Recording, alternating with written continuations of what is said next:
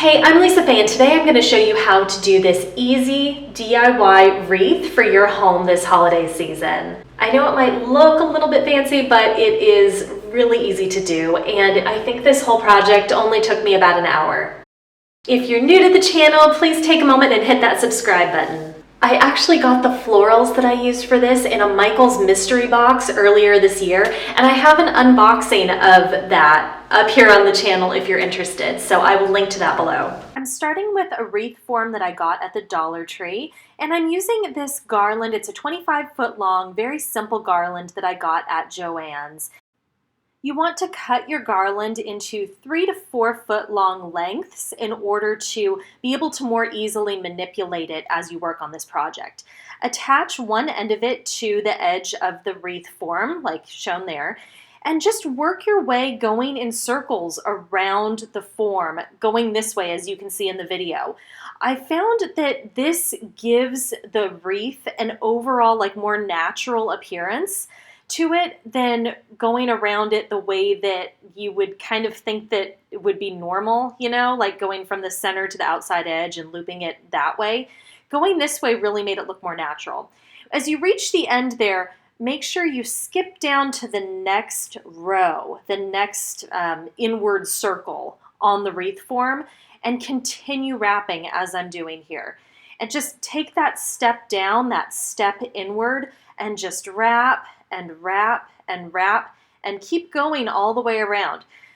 Don't worry if there are gaps. Don't worry if there's exposed wire on the sections you've already wrapped. Don't worry about any of that at this point because it's all going to smooth out. We will be addressing any gaps, any empty spots, any exposed wire, uneven appearance later on as we get towards the end of building this wreath.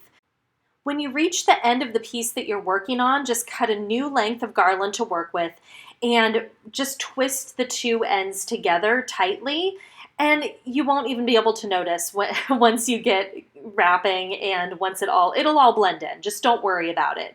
Keep on wrapping, keep on going around, and it will all come together. Like I said, don't worry if there are any gaps. Sometimes we tend to think in terms of perfection on these things. It's not about perfection. Just don't worry about it. It will all come together. This is art. This is a creative process. And you can go back after you get the basics done on all of this and fill in. And that's what we're going to do. This was so easy. I think the entire thing, all of the wrapping over and over again, took me maybe 20-25 minutes. I don't know. I took a couple breaks, had a couple sips of wine. It was relaxing. You can do this when you're watching TV, when you're talking on the phone. Yeah, you can't hear it here because I cut out the audio, but I was watching old episodes of Newhart as I was doing this project. So when you reach the end there, as you've gone all the way around, just attach the end. You can see that there are some gaps, some holes there, exposed wire, and all of that. So just go in, attach a new piece of garland, and go the opposite direction that you were going before. So before I was going clockwise. This time around I'm wrapping counterclockwise around the wreath form, and I just went and did the outermost ring on the wreath form, wrapping counterclockwise, the opposite direction that I did before, and I went all the way around one time. Once I did that, it was looking pretty good. The outer edge of the wreath had really filled out, and it was looking just bushy and lush and how I would hope it would look. I went back in just with a little bit of extra garland and kind of threaded it in and out randomly, kind of wherever I saw a gap. And that was the final little detail that really helped to fill things in and make it look great. I was really pleased with how this turned out. This was my first attempt at doing this, and I'm so happy with how it turned out. I started by just roughly positioning the florals where I thought I wanted them to go. And I decided to go with the lower left-hand corner and side of the wreath for the positioning of all of the florals and accents on this particular piece.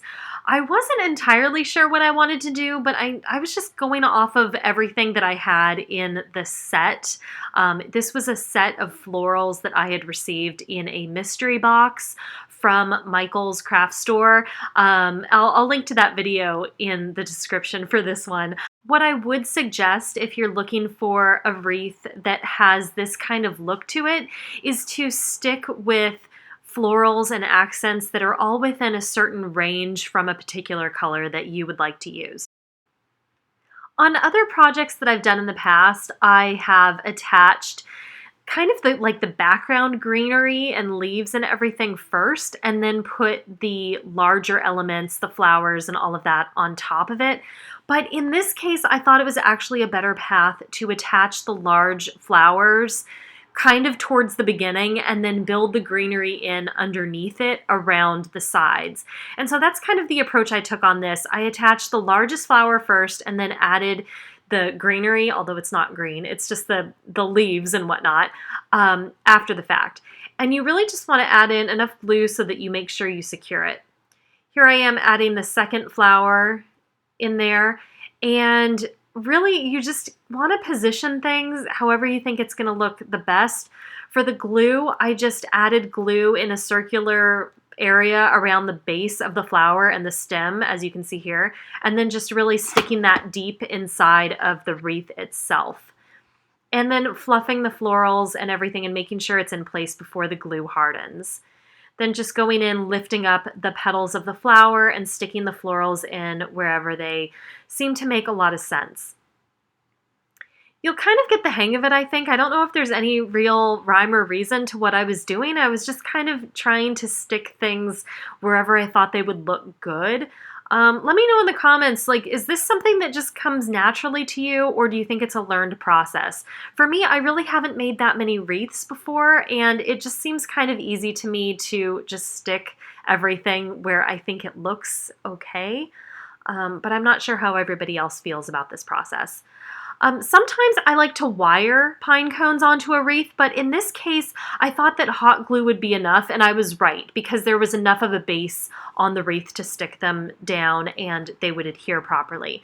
So I just used a lot of hot glue and glued everything into place, and it was really sturdy and held together nicely. So I'm really happy with how it turned out, but you might find, depending on how your actual wreath form is and what greenery you have down as a base, you might find that putting wire on the pine cones works better for you.